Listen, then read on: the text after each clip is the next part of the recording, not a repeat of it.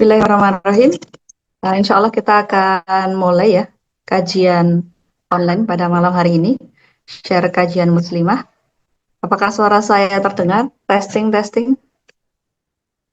Iya, Kak. Masuk ya? Ya, alhamdulillah jelas. Ya, alhamdulillah. Baik, kita buka dulu ya. Alhamdulillah sudah hadir juga Kak Despri. Assalamualaikum warahmatullahi wabarakatuh. Waalaikumsalam warahmatullahi wabarakatuh. Alhamdulillahirabbil alamin wassalatu wassalamu ala asrofil anbiya'i wal mursalin asyhadu an la ilaha illallah wa asyhadu anna muhammadan abduhu wa rasuluhu la nabiyya ba'da. Rabbana zina ilman warzuqna fahma ya arhamar rahimin. Alhamdulillah pada kesempatan malam hari ini senang bisa bersapa dengan sahabat muslimah yang sudah hadir.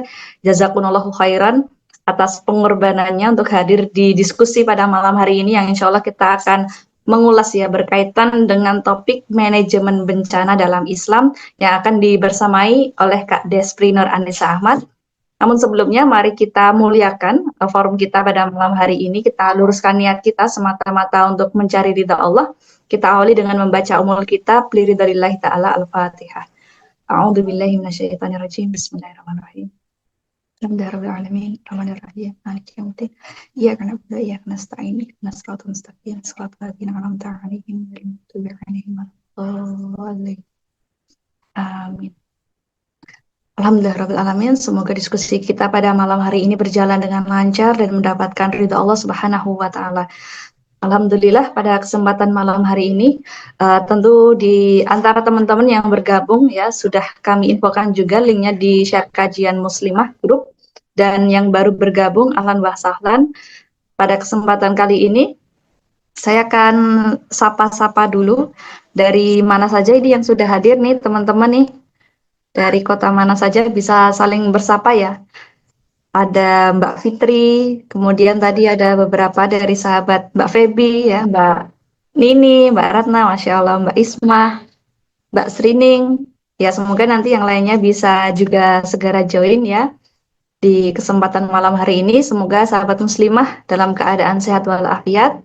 Dan sekalipun kita tentunya ketika melihat media hari ini banyak sekali ya pemberitaan tentang bencana-bencana, banjir, tanah longsor, bahkan juga tidak sedikit ya yang kemudian menelan bahkan korbannya gitu ya banyak sekali. Nah ini insya Allah akan kita diskusikan lebih jauh lagi gitu ya. Di sini ada Kak Despri Nur Anissa. Kita sapa terlebih dahulu. Assalamualaikum warahmatullahi wabarakatuh Kak Despri. Waalaikumsalam warahmatullahi wabarakatuh, Mbak Tian dan teman-teman Gimana semua. kabarnya? Gimana kabarnya? Alhamdulillah, alhamdulillah sehat, Mbak. Alhamdulillah. Sudah siap ya berbagi ilmu pada malam hari ini? Insya Allah, Mbak. Insya Allah ya. Ya, teman-teman kita prihatin ya dan juga berduka dari berita-berita yang tentu sahabat muslimah semua mendapatkannya ya dari bencana yang terjadi baik di wilayah Aceh, kemudian di Padang, kemudian di Sumut ya Sumatera Utara, bahkan juga di berbagai wilayah baik di daerah Jawa Tengah pun juga ada begitu ya. Nah, ini penting untuk kita ulas begitu ya Kak Despri terkait kondisi hari ini termasuk adanya banjir-banjir yang memberitakan adanya pohon-pohon ya yang ditebangi atau hutan-hutan yang digunduli yang seperti itu. Nah, kita ingin tahu seperti apa sebenarnya yang terjadi. Langsung saja ya kita ingin mendapatkan updatean berita kali ini termasuk juga terkait apa yang kemudian bisa menyebabkan keadaan banjir bahkan tanah longsor yang senantiasa bisa berulang, bahkan dikatakan ya ini juga jadi hal yang alarm ataupun warning ya buat kita di akhir tahun itu biasanya banyak sekali berita-berita bencana. Silakan kepada Kak Despi untuk berbagi ilmunya. Baik, Kak. Jazakillah khair. Juga jazakumullahu khairan kepada teman-teman yang di Zoom ataupun di YouTube channel Share Kajian Muslimah. Bismillahirrahmanirrahim. Assalamualaikum warahmatullahi wabarakatuh. Alhamdulillah, alhamdulillah, alhamdulillahilladzi arsala rasulahu bil huda wa dinil haq liyuzhirahu 'ala dini kulli wa kafa billahi syahida. Asyhadu alla ilaha illallah wahdahu la syarikalah wa asyhadu anna Muhammadan abdu wa rasuluh la nabiyya ba'da. Rabbi shrah li sadri wa yassir li amri wahlul 'uqdatam min lisani yafqahu qawli. Raditu billahi rabba wa bil islami dina wa bi Muhammadin nabiyya wa rasul. Ya, alhamdulillah, semua alhamdulillah, puji syukur atas kehadirat Allah Subhanahu wa taala yang telah melimpahkan nikmat iman dan Islam sehingga kita pada malam hari ini, di weekend seperti itu ya, di malam hari yang harusnya sudah istirahat, tapi masih Allah mudahkan untuk kita sama-sama bermajelis. Mungkin lebih sebatas saya berbagi apa yang sementara saya pelajari juga ya teman-teman, seperti itu. Juga tak lupa kita kirim salam serta salawat kepada Rasulullah Shallallahu Alaihi Wasallam, suri teladan terbaik kita, uswatun hasanah yang telah mewariskan perangkat pemikiran, dan dengan pemikiran Islam itu bisa menjadi modal kita dalam mengarungi kehidupan ini, karena dengan Islam kita bisa membedakan mana yang hak dan mana yang batil.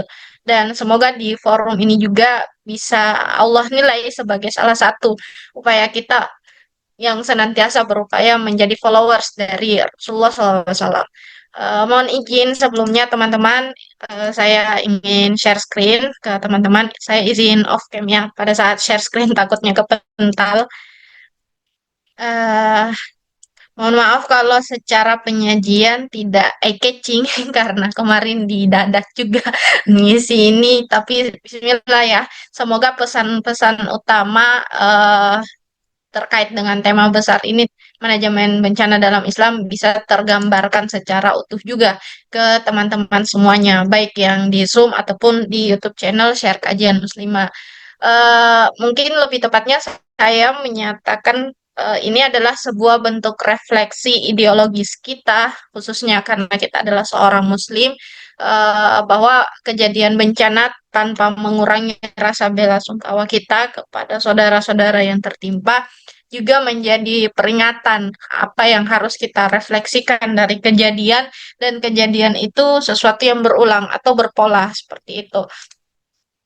Nah, kalau kita lihat secara umum, karena kejadiannya adalah bencana alam dan lebih spesifiknya banjir, dan banjir itu adalah representasi dari bencana hidrometeorologi, maka banyak sebenarnya akun-akun edukatif yang bercerita tentang bagaimana banjirnya, kemudian penyebab-penyebabnya. Nah, ini salah satu yang saya ambil dan cukup representatif berbagai faktor seperti itu. Ketika hari ini kita melihat seringnya itu, kalau banjir ya hanya sebatas kesimpulan yang diutarakan ya, utamanya di kalangan para pejabat seperti itu, yang di permukaan saja ya, karena curah hujan lah seperti itu, debit air yang tinggi. Tapi di bawahnya itu kan banyak faktornya seperti ini, mulai dari permukaan tanah tertutup. Nah, ini kan karena faktor apa? Kemudian akumulasi buang sampah sembarangan, kemudian sungai meluap, kemudian topografi atau ketinggian wilayah, lerengnya seperti apa. Kemudian di satu sisi drainasenya bagaimana kalau dia posisinya di area hilir, kemudian bagaimana sedimentasinya atau bagaimana apa ya, endapan-endapan lumpur di sungai kalau kita berbicara sedimentasi. Kemudian juga dalam proses penjagaan daerah aliran sungai, sepenuhnya masyarakat belum dilibatkan aktif seperti itu. Banyak aturan untuk menjaga sungai dan seterusnya, tapi belum tentu juga masyarakat memahami terkait ini. Jadi di satu sisi masyarakat tidak sepenuhnya salah juga jika misalkan ada yang mendirikan bangunan di area sempadan dan seterusnya, karena bisa jadi tidak tersosialisasikan aturan itu. Kemudian hilangnya kawasan hutan. Nah, ini justru bukan yang dijadikan sebagai ini ya, poin di sininya. Padahal dia adalah kejadian banjir hari ini, bahkan skalanya banjir bandang seperti itu adalah eh, akumulasi dari hilangnya hutan sebagai kawasan resapan air. Kemudian alih fungsi lahan juga menyumbang porsinya, RTH berkurang, urbanisasi juga mengambil peran pentingnya, tata ruang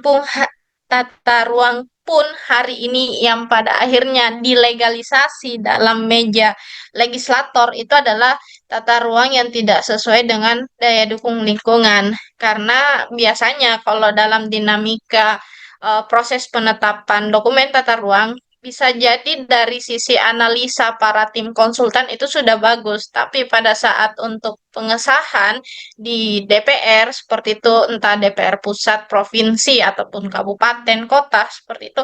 Nah, di situ sudah masuk berbagai kepentingan. Jadi tim apa ya, tim ilmuwan, tim konsultan, tim analisis lah katakanlah seperti itu juga dibuat tidak berdaya kalau misalkan memang dimasuki dokumen itu dengan kepentingan politik praktisnya seperti itu. Jadi segala apa ya, segala keilmuan itu pada akhirnya banyak yang bermutu, tapi ketika sudah berhadapan dengan meja kontestasi politik praktis hari ini, ya pada akhirnya yang menang adalah sebuah kepentingan di meja itu. Kemudian juga perubahan iklim memberikan apa masukan input dari akumulasi terjadinya perubahan cuaca atau perubahan iklim itu sendiri. Karena kan kalau kita berbicara perubahan iklim secara fair, kita mengambil tonggak awalnya pada saat terjadi revolusi industri seperti itu, meningkatnya penggunaan bahan fosil seperti itu, kemudian seiring dengan menurunnya tutupan luas lahan hutan. Padahal kita tahu ya fungsi hutan itu banyak. Yang pertama posisinya memang harus di area hulu seperti itu. Kenapa? Karena area hulu ini kan rentan dengan topografi atau kelerengan yang curam tinggi. Nah, kalau dia tidak diiringi dengan pepohonan, dengan akar-akar yang tunggang, mengakar, seperti itu kokoh, nah memang gampang amblas ketika curah hujannya tinggi, itu secara alamiahnya. Nah, ini semua yang sengkarut marutnya, bagaimana dinamika banjir yang sebenarnya. Tapi kalau boleh saya apa ya, menambahkan dari berbagai pola-pola penyebab ini, ada yang kurang yang tadi saya sebutkan, yaitu terkait bagaimana semua faktor-faktor ini dibicarakan dalam sebuah apa ya, dalam sebuah keputusan politik seperti itu. Karena kan di sini sudah sempat disentuh kebijakan berubah sesuai pergantian pemimpin. Nah, sudah berapa lama kita terjadi perubahan pemimpin, tapi pola bencananya juga sama seperti itu. Dan pada akhirnya juga diklaim oleh ini, tidak ada figur pemimpin yang tegas dan visioner. Nah, pertanyaannya kan kenapa seperti itu? Nah, ini yang juga menarik ya. Alhamdulillah di satu sisi kita apa ya, apresiasi teman-teman yang juga sudah memberikan bentuk kesadaran akan penjagaan ruang hidup ini. Nah, kita lebih kaji lagi kenapa seperti itu. Bentar, saya hapus dulu yang berwarna-warna ini. Oke, dari beberapa penelitian sebenarnya saya cuma mengambil publikasi dari orang Indonesia sih, karena relate ya dengan fakta ini. Kalau penelitian Putri ini dia meneliti di area Pantura, seperti itu, di Semarang dan sekitarnya. Nah, kalau dia menyatakan dalam penelitiannya yang dipublikasikan di Proceeding IOP itu ditunjukkan bahwa perubahan penggunaan lahan merupakan faktor dominan yang memicu bencana hidrometeorologi karena manusia melakukan modifikasi bentang alam dalam skala besar. Jadi, kenapa terjadi pada akhirnya banjir dan seterusnya itu karena memang di area hulu terjadi konversi lahan. Nah, konversi lahan ini secara temuan ilmiah yang memang menjadi faktor pemicu terjadinya bencana hidrometeorologi. Kemudian penelitian dari Ramadan juga kalau studi kasusnya ini di area Puncak Bogor seperti itu, dia dalam posisi menganalisis longsor seperti itu. Nah, dalam temuannya di 2021 itu ternyata alih fungsi lahan 63,15% itu menyumbang porsi kerusakan lingkungan yang tinggi dalam satuan das. Sementara kalau faktor curah hujan itu hanya menyumbang porsi hanya dalam tanda kutip ya, 36,84%. Artinya kan di sini bisa dibantah ya secara ilmiah seperti itu, bahwa terjadinya bencana berulang, bahkan korbannya juga banyak seperti itu. Apalagi ini nyawa manusia, bukan hanya nyawa manusia, nyawa hewan-hewan, hewan satwa, primata, dan seterusnya. Itu kan semua membawa nyawa ya seperti itu. Dan ini menepis temuan penelitian ini, dan tentu saja bukan hanya penelitian ini.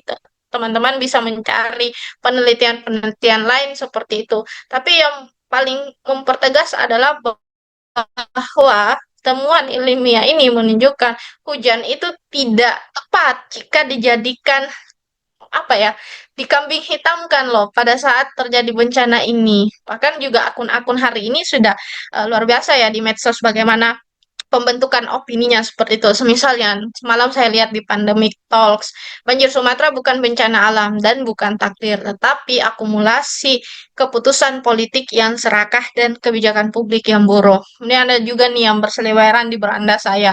Bencana bukan takdir, akan tetapi akumulasi keputusan politik yang buruk. Nah, makanya ini yang harus kita rubah juga mindsetnya. Jadi dalam melihat bencana hari ini, ya tidak cukup dengan pasrah saja dan seterusnya, tapi kita perlu mengevaluasi di mana porsi terbesar kesalahan itu, kenapa sampai berulang, dan kalaupun ada solusi itu tidak tuntas seperti itu. Nah, kalau kita melihat, ini juga salah satu yang saya ambil dari akun Republik Perencana, karena yang menuliskan ini teman saya seperti itu. Beliau sebenarnya posisinya, saya suka tulisan-tulisan beliau di akun ini karena beliau posisinya sebenarnya ASN ya. Cuma karena beliau pusing dengan dinamika di ASN itu sendiri untuk berdiri ideal, memberikan inovasi-inovasi itu berat karena ya bagaimana ya dinamika birokrasi seperti itu. Makanya dia meluncurkan akun seperti itu untuk tetap menghidupkan nalar-nalar idealnya seperti itu. Nah, terkait dengan sejarah deforestasi, saya mengambil dari akunnya seperti itu. Yang bisa kita pelajari adalah terjadinya deforestasi ini adalah sejarah yang sudah lama terjadi dari masa ke masa, masa kerajaan, masa kolonial, bahkan di masa awal Republik ini berdiri di pemerintahan Pak Soekarno, kemudian era Orde Baru, kemudian di masa-masa tahun ini. Yang bisa kita tarik dari semua ini, proses deforestasi yang terjadi di Indonesia itu merupakan sejarah yang panjang yang sejak dulu sudah terjadi. Bahkan rangkaian regulasi, perubahannya, dan seterusnya itu belum mampu untuk menghentikan. Bahkan kalau secara data, lajunya justru semakin meningkat. Nah, ini kan yang menjadi tanda tanya, berjilid-jilid rapat dilakukan, evaluasi dilakukan, tapi kenapa gitu? Kenapa lajunya justru semakin meningkat seperti itu? Justru juga saya juga menemukan salah satu di Google ya, menarik terkait perusakan haram yang memang secara status hukum syariatnya haram ya, seperti itu. Nah, bahkan di sini juga sempat saya lihat cuplikan dari yang saya state ini. Sebentar, saya mau. Nah, di sini yang menarik tuh beliau sudah mention terkait kapitalisme. Jadi memang bukan bahasa lazim ya, pelaku kerusakan itu hari ini itu adalah mindset. Mindset yang terinjeksi ke dalam kepala manusia-manusia yang berkuasa, yang punya kuasa paling besar di negara ini, dan itulah yang merasuk, yang melakukan kerusakan itu seperti itu.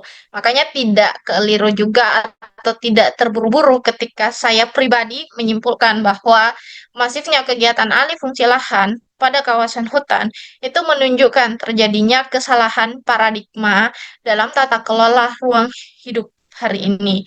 Karena pada saat ini yang digunakan itu adalah logika kehidupan ala kapitalisme seperti itu. Teman-teman yang mungkin masih asing terkait sistem kapitalisme bisa searching ya di Google. Kapitalisme itu secara sederhana dia sebenarnya dari kata kapital ya, modal seperti itu.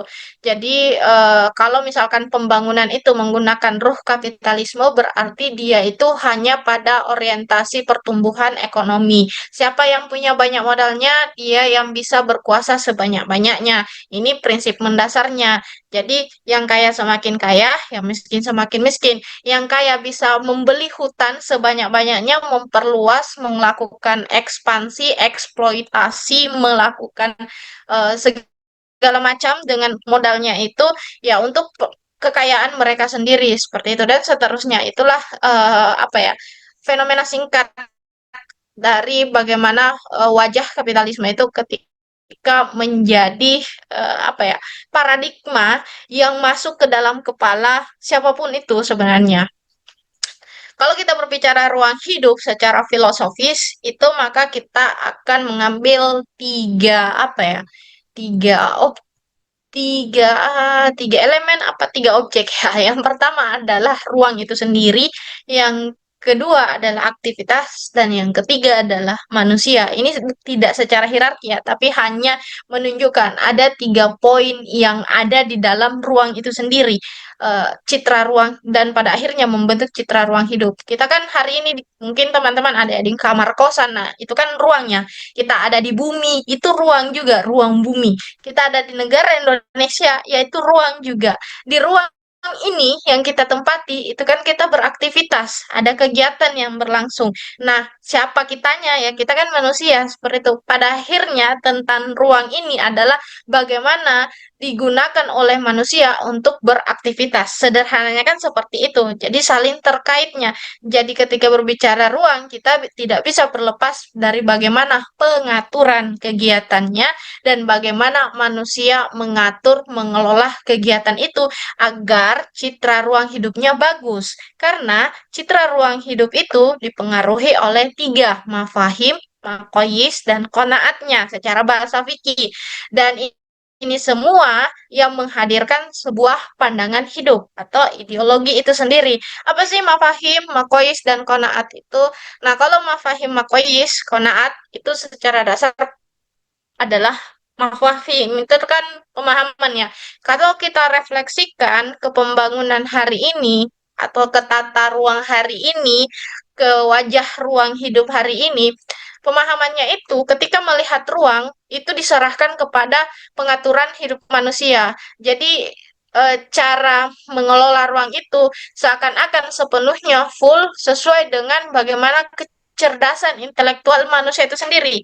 Padahal sebagai seorang muslim atau sebagai manusia biasa lah ya, seperti itu pada umumnya, kita punya keterbatasan seperti itu. Keterbatasannya sesederhana bahwa kita sendiri tidak tahu kapan diri kita akan meninggal, tepatnya kapan. Itu selemahnya kita kan. Kalau kita tahu kapan kita meninggal kan kita lebih paling semangat sekali kan untuk melakukan yang paling terbaik dan seterusnya. Itu hal yang mendasar seperti itu. Maka kalau umur kita saja tidak bisa kita ketahui kapan timing pasnya, apalagi kehidupan di masa yang akan datang seperti itu. Nah, sementara dalam kondisi hari ini, manusia itu kadang luput karena manusia juga tempatnya salah dan hilaf ya, seperti itu. Nah, dalam paradigma keruangan, ketika manusia merasa dirinya bisa segalanya, nah itu kan bahaya. Karena bagaimanapun manusia itu ada keterbatasan, sesederhana di dalam diri kita sendiri juga seperti itu. Kita sampai hari ini tidak bisa menghitung berapa jumlah helai rambut kita. Ada nggak yang sudah menghitung jumlah helai rambutnya? Kalau saya sih belum dan tidak bisa juga seperti itu. Nah, itulah yang menunjukkan hal mendasar bahwa kita ini manusia lemah, terbatas. Maka ketika berbicara hal yang besar, ruang hidup, tentunya kita tahu diri lah ya, bagaimana posisi kita seperti itu. Nah, hari ini kondisi menunjukkan bahwa pengaturan kehidupan hari ini itu memang sepenuhnya diatur oleh akal manusia itu sendiri. Siapapun itulah manusianya. Kemudian yang kedua adalah tujuan utama dalam pembangunan. Hari ini itu memang orientasinya tercapainya manfaat sebesar-besarnya dengan cara apapun.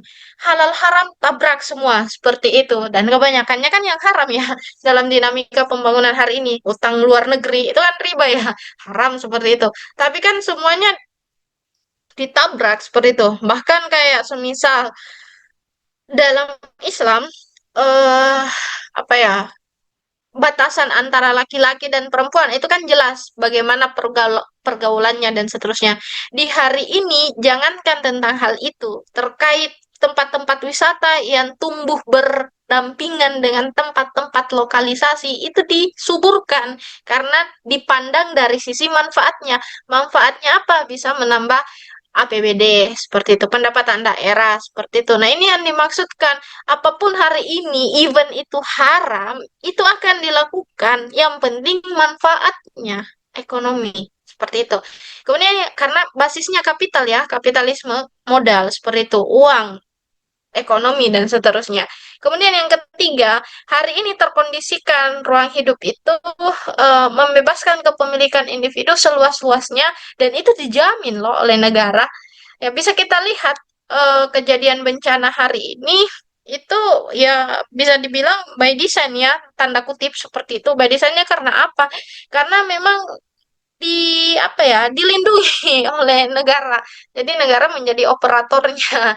Harusnya kan negara sebenar-benarnya menjadi regulator ya yang memberikan batasan seperti apa dan seterusnya dan batasan itu jelas seperti itu. Kemudian yang keempat, negara mengelola urusan umat dengan paradigma transaksional bukan dengan paradigma pelayanan atau periayahan, pemeliharaan seperti itu.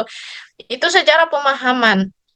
Empat mendasar ini saja, kalau ini yang memang diterapkan, memang wajar jika hari ini ruang hidup kita diobrak-abrik. Karena sejak mendasar mindsetnya sudah salah dalam memandang ruang kehidupan ini. Yang kedua, kita berbicara makoyisnya, standar dalam pengelolaan ruang hidup ini itu dipandang ketika kesuksesan pembangunan itu diukur dari pertumbuhan ekonomi. Maka jangan heran ketika orang hari ini selalu fokus pada data pertumbuhan ekonomi meningkat dan seterusnya. Tapi luput membahas bagaimana angka rasio gininya. Dia semakin mendekati nol atau justru semakin menjauhi angka nol. Nah, itu kan titik kritisnya. Tidak hanya terpaku bertumbuh ekonomi, karena menjadi tanda tanya ekonomi bertumbuh di mana.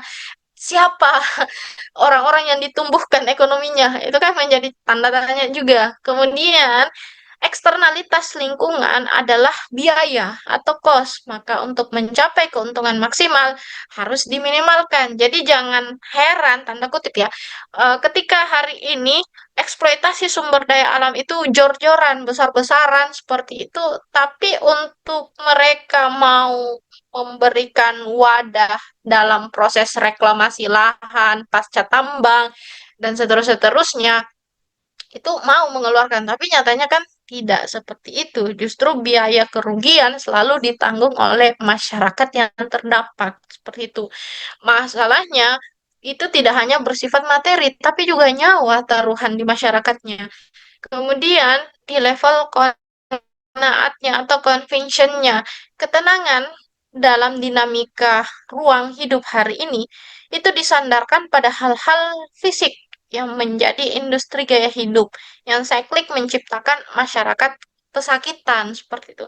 Jadi kita melihat masyarakat hari ini mudah dibawa arus juga, bukan hanya karena bencananya, tapi memang karena terkondisikan iklim ekosistem yang terbentuk di ruang hidup masyarakat ini, ya sesederhana ini ya, dalam dalam dalam ruang publik hari ini, bil makna kita dalam posisi dengan orang-orang yang awam lah ceritanya seperti itu kan ketika melihat pembangunan di suatu wilayah dan itu sifatnya fisik, biasanya kan lebih wow seperti itu. Oh, kita akan dibukakan pembangunan jalan nih.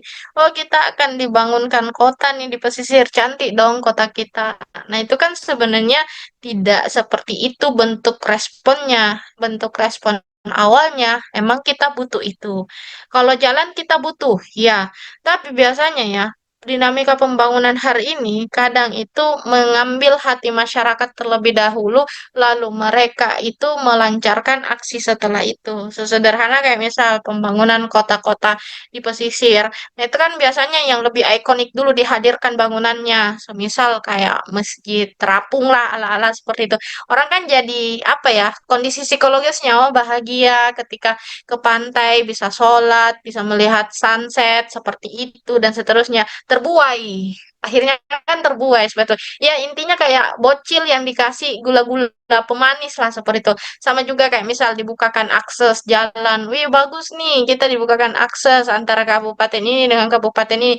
Tapi coba lihat 5 tahun atau 3 tahun berikutnya apa yang akan didatangkan di dekat situ. Itu biasanya seperti itu loh. Jadi pembukaan akses hari ini saya tidak mengatakan bahwa kita tidak butuh infrastruktur ya karena itu kebutuhan masyarakat seperti itu layanan dasar bahkan.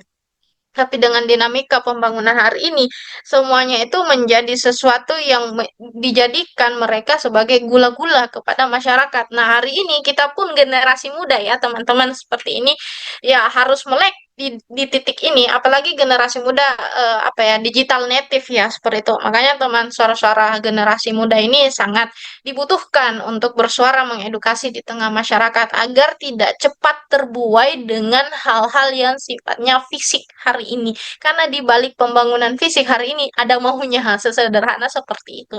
Karena memang kenapa kita berdasar pada bagaimana pemahaman dari dinamika pembangunan hari ini. Yang kedua adalah bagaimana standar yang digunakan seperti itu.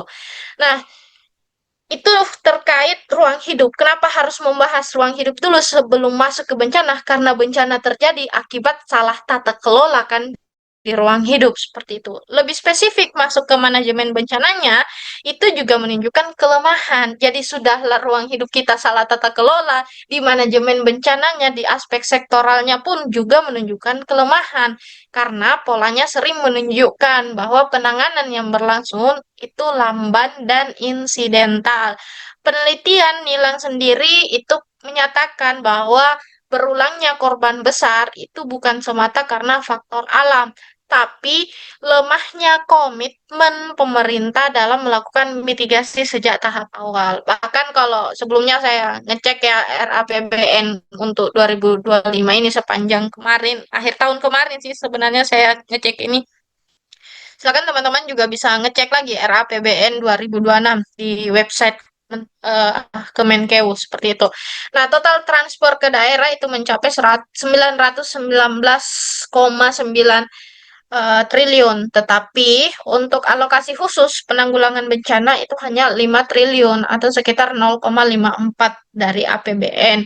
Itu pun sebenarnya prioritasnya untuk tanggap darurat, rehabilitasi, dan rekonstruksi. Bahasa sederhananya, anggaran ini diturunkan maksimal optimalisasi pemanfaatannya jika sudah terjadi bencana, jika saat terjadi dan sudah terjadi. Seperti itu. Bukan sebelum terjadi anggaran ini sudah diturunkan sehingga dilakukan kajian yang komprehensif. Seperti itu. Itu yang menjadi titik tekannya.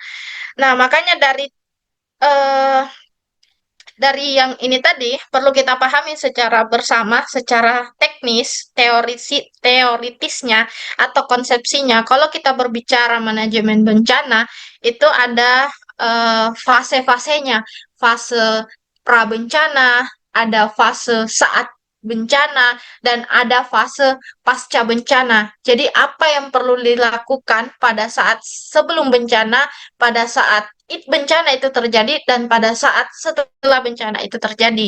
Pada saat sebelum bencana terjadi, secara konsep teorinya itu perlu dilakukan penyusunan kajian risiko bencana, meneliti para ilmuwan digerakkan bagaimana mengkaji potensi bahaya, banjir sampai bencana-bencana lainnya, kemudian bagaimana tingkat exposure-nya ke penduduk. Makanya ada tingkat kerentanan dan di sini banyak begitu variabelnya. Kemudian bagaimana level kapasitas masyarakatnya, bagaimana tingkat literasinya, bagaimana diajarkan masyarakat dan seterusnya. Nah, itu sebenarnya di level pra-bencana. Dan untuk melakukan rangkaian ini itu tidak sedikit biayanya. Bahkan untuk pemetaan lahan fisik, fisik dasar lingkungan suatu wilayah di wilayah satuan terkecil itu sebenarnya mahal biayanya karena harus uji lab, tanah, batuan, dan seterusnya, kondisi suhu, kelembaban udara, knot angin, dan seterusnya. Itu kan membutuhkan biaya-biaya lab dan seterusnya. Kalau postur idealnya harusnya bencana ini harus sebelum terjadinya sudah dipikirkan matang bagaimana penyiapan di setiap daerah itu dokumen-dokumen risiko bencananya sudah siap dan sudah teredukasi ke tengah masyarakat. Kalau betul-betul mau mengevaluasi ya secara total seperti itu.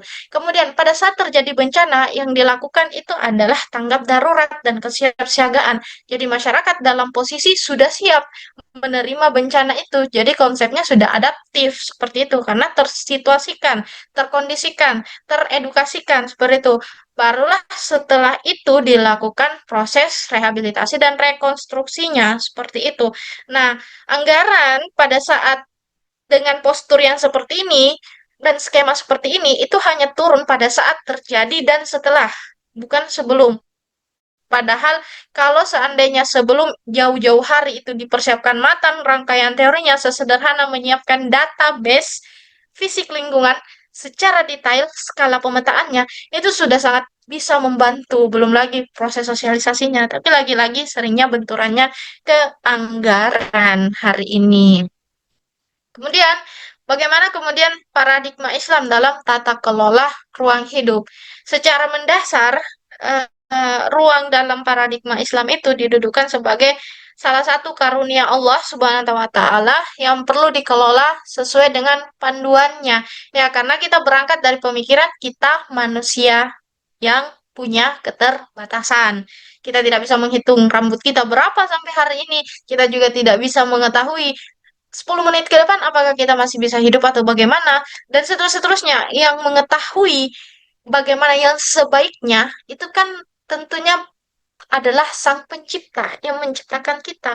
Makanya dalam memandang ruang pun kita harus tahu diri sebagai sesuatu yang diciptakan. Kita butuh pijakan, kita butuh panduan dari yang menciptakan kita, seperti itu. Makanya menjaga ruang sesuai dengan perintahnya dan tidak melakukan apa yang dilarang merupakan perwujudan dari upaya kita menjaga akidah sebagai seorang muslim. Sesederhana seperti ini. Kenapa sih harus berbicara ruang? Kenapa sih harus mengerti ini dan itu? Karena pada dasarnya ketika kita melakukan edukasi yang proses seperti ini, itu insya Allah kalau kita atas dasar kesadaran dorongan akidah Islam, insya Allah itu bernilai pahala seperti itu. Meski kita tidak tahu ya kapan orang sadarnya, tapi pada dasarnya ketika semua orang aktif mengedukasi seperti ini atas dorongan akidah Islam, lagi-lagi ya dorongan akidah Islam seperti itu, ya insya Allah sebuah perubahan yang fundamental itu pasti akan terjadi. Kapannya nanti kita serahkan kepada Allah. Tapi paling minimal kita tidak diam. Kita terus bersuara seperti itu. Suara-suara kita ini apalagi generasi muda dengan energi yang berapi-api keluarkan semuanya, maksimalkan ke tengah umat di ruang publik. Kalian bersuara, mengedukasi seperti itu. Jangan dibuat, jangan apa ya, jangan diamlah ketika melihat kondisi hari ini sudah carut marut seperti itu. Kemudian ada hal yang mendasar juga ketika kita melihat pembangunan hari ini. Bagaimana sebenarnya sih pondasi pembangunan wilayah itu? Kalau kita mengamati, ada tiga yang paling penting dalam membangun sebuah wilayah. Yang pertama adalah memperbaiki ruhnya, memperbaiki mindsetnya. Seperti itu. Yang kedua, bagaimana model pembiayaannya. Yang ketiga, bagaimana prinsip pengelolaan asetnya, kepemilikannya, pengaturan kepemilikannya. Ini yang tiga ini. Kalau kita berbicara ruh, berarti kita berbicara sesuai dengan prinsip makosyid syariah, yakni bagaimana membangun wilayah, membangun ruang, mengelola atau menata ruang itu dengan harapan bisa menjaga agama, menjaga jiwa, menjaga akal, menjaga keturunan, dan juga menjaga harta. Seperti itu. Bagaimana sih bentuk sketsanya? Seperti itu wilayah yang melindungi agama. Berarti wilayah ini direncanakan sedemikian rupa, dipersiapkan lahannya semuanya untuk menjalankan perintah agama. Ingat ya, ketika kita menyatakan perintah agama, khususnya Islam itu sendiri, tidak hanya sholat, zakat, puasa. Banyak perintah agama lainnya, kayak misalkan membangun fasilitas pendidikan, itu kan juga perintah agama, berangkat dari dalil yang mendasar, tolabul ilmi faridatun ala kulli muslimin wa muslimatun. Jadi ketika negara yang menjalankan dalil ini, maka dia akan menyediakan layanan fasilitas pendidikan untuk menjalankan perintah agama. Poinnya di situ. Kemudian, itu hanya salah satu contoh kecil. Kemudian yang kedua, wilayah yang menjaga jiwa. Pengondisiannya adalah wilayah tersebut dikondisikan memenuhi syarat-syarat keselamatan terhadap berbagai jenis bencana. Nah, di sinilah porsinya bagaimana memang dikondisikan ketika kita berbicara suatu wilayah, mengkaji dulu potensi bencananya apa, baru dikaji apa yang bisa dimaksimalkan untuk mendatangkan dari sisi ekonominya. Harus settle dulu dari sisi dinamika lahannya secara fisik, ambang batas lahannya, kapan dia bisa dibanguni beton banyak skalanya, kapan dia dibatasi pembangunan beton itu seperti itu. Jangan sampai betonnya yang banyak tapi yang lainnya diminimalkan seperti itu, atau tidak hanya beton sebenarnya yang banyak. Hari ini kan juga kadang ya, kayak misalkan pengembangan kawasan sawit, tapi posisinya berada di kelerengan yang curam. Sementara kelerengan yang curam, topografi yang 500 di atas 500 mdpl, kalau secara perspektif geografi, itu idealnya akar-akar tunggang lah yang mendominasi, bukan akar-akar serabut. Kenapa? Karena memang kelerengan seperti itu, proses evaporasinya itu tinggi, proses penyerapan airnya juga apa dia lebih eh, dataran tinggi itu tempatnya memang melakukan evaporasi untuk penyerapan air, penyimpangan cadangan air, dan seterusnya. Makanya dibutuhkan akar-akar tunggang di area hulu. Bayangkanlah ketika area-area hulu botak, digundul, atau diganti tanaman-tanaman yang bukan berakar tunggang. Seperti itu. Jadi wajar, wajar tanda kutip ya, wajar ketika terakumulasi semua hari ini seperti itu. Karena memang dari ruh pembangunannya itu tidak selaras dengan petunjuk makosyid syariah. Yang ketiga adalah bagaimana pengondisian wilayah yang melindungi akal. Artinya, bagaimana ruang wilayah itu dikondisikan agar masyarakat itu terawat akalnya seperti itu. Saya merasa di masa sekarang kayak berat ya untuk menjaga kewarasan itu, sesederhana buka medsos kayak bikin pusing seperti itu. Apalagi membaca apa ya, respon spontan-spontan para penguasa hari ini seolah-olah kayak nir empati seperti itu, sesederhana kayak misal cabai naik ya tanam sendiri. Padahal posisinya penguasa loh, punya kuasa yang dengan satu tanda tangan saja itu bisa melahirkan kebijakan. Beda kalau masyarakat biasa. Ya kalau ibu rumah tangga mah cabai naik, ya udah kita tanam sendiri. Ya wajar, ibu rumah tangga berbicaranya level apa yang di depan matanya. Lah kalau penguasa kan tidak etis ya, seperti itu. Itu kan menjadi poinnya. Nah, kemudian ada juga temuan penelitian lain kalau secara ilmiah ya. Sekarang komposisi ruang terbuka hijau utamanya di area perkotaan itu belum ada yang memenuhi 20% TH publiknya seperti itu. Nah, kalau tidak memenuhi 20%, itu kan berpengaruh dari munculnya kayak semacam tema-tema ini, urban heat island, pulau panas perkotaan di area panas, di perkotaan itu area panas suhunya tinggi seperti itu karena RTH-nya juga memberikan porsi terkait bagaimana peningkatan suhu itu sendiri di apalagi kalau posisinya di area dataran lembah ya seperti itu. Nah, ini kan bisa berpengaruh secara psikologis. Ya, sesederhana kalau kita misal ya di lampu merah seperti itu, kemudian dalam keadaan panas, terik, seperti itu, panas banget, tidak ada pepohonan, itu kan pusing ya, mumet. Bawaannya mau emosi, apalagi kalau capek seperti itu. Itu kan sudah tidak sehat ya, cara berpikir kita seperti itu. Makanya juga orang-orang, kita kadang mungkin lihat di jalanan, kadang orang disenggol sendiri, kayak merasa ingin membacok orang ini karena situasi sudah panas secara suhu udara seperti itu. Kemudian senggol. Ya, sesederhana kemarin juga kita melihat terkait yang kasus Tumbler itu, yang kereta api seperti itu sampai memunculkan apa ya, muncul unlock warna baru, warna biru tantrum seperti itu. Itu kan sebenarnya juga potret bagaimana wajah masyarakat urban hari ini, stresornya itu tinggi, di tempat kerja tinggi, di lingkungan sosial juga tinggi, mana lagi situasi suhu udara yang panas, ya memang akal kita memang sudah ini ya, terguncang-guncang hari ini. Karena memang ada part yang tidak terkondisikan, bisa bagaimana kita memfungsikan akal itu secara maksimal.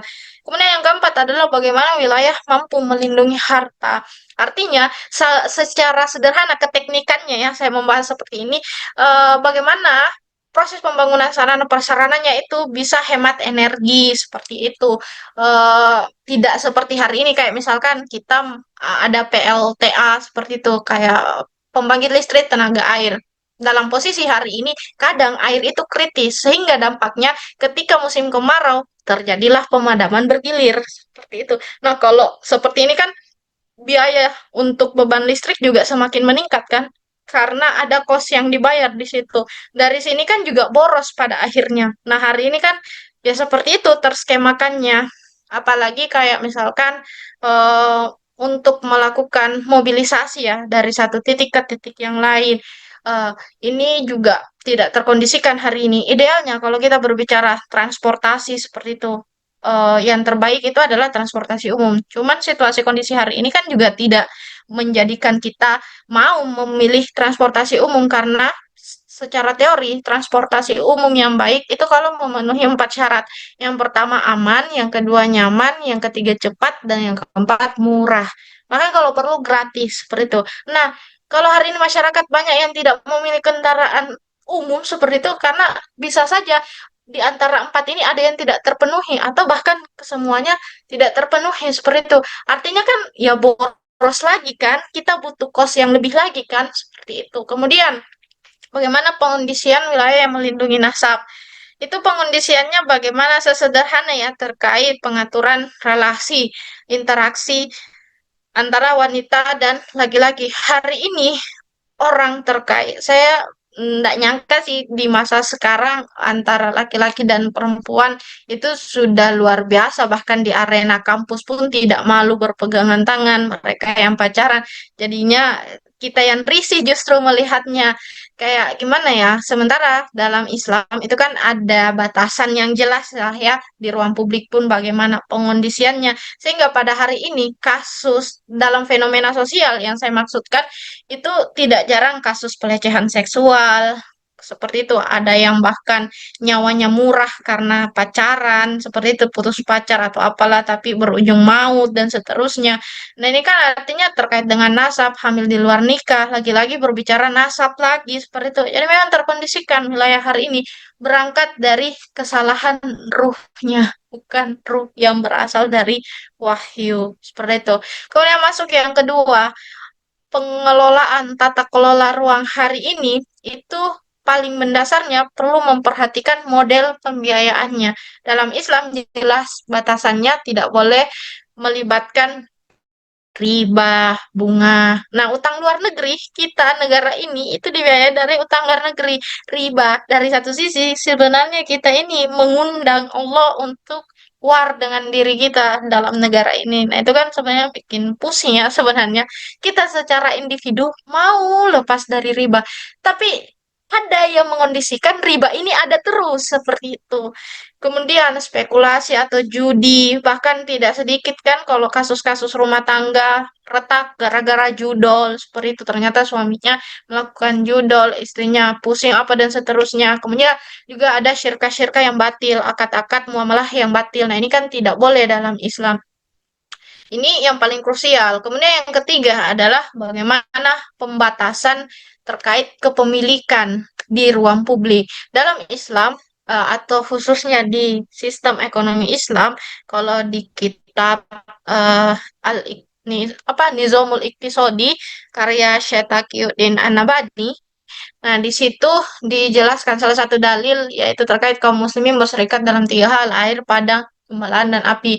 Dalil ini yang menjadi eh, apa ya, yang diturunkan bahwa dinyatakan untuk dilakukan privatisasi sumber daya lahan itu adalah haram. Kenapa? Kalau dia posisinya bagai air yang mengalir, status lahan itu, apapun itu bentuknya, memenuhi dalil ini, maka tidak boleh dikuasai oleh satu individu saja. Bahasa sederhananya, sekaya-kayanya orang itu, orang kaya itu, orang ini tidak boleh menguasai lahan semau maunya karena dalam Islam ada batasan. Silakan teman-teman cari sendiri dalil-dalil lainnya ya kayak terkait Rasul pernah memberikan tambang garang kepada sahabat. Kemudian sahabat lainnya memberikan masukan kepada Rasul untuk meninjau kembali pemberian Rasul itu kepada sahabat yang satunya. Kemudian kata Rasul, ya kalau memang itu apa apa kadarnya, luasannya itu bisa menghidupi hajat banyak orang, berarti tidak boleh dikuasai hanya satu orang seperti itu. Makanya dari sini eh, menjadi dasar bahwa haram untuk dilakukan privatisasi. Nah, kalau kita lihat hari ini kerusakan-kerusakan lahan itu karena berawal dari adanya orang-orang yang serakah kan menguasai sebanyak-banyaknya lahan. Kemudian dampaknya orang-orang yang justru tidak diberi akses atas lahan itu. Padahal idealnya dalam Islam, lahan itu harus lahan yang memang dia statusnya, luasannya itu bisa menghidupi banyak orang, itu harus dikelola oleh negara.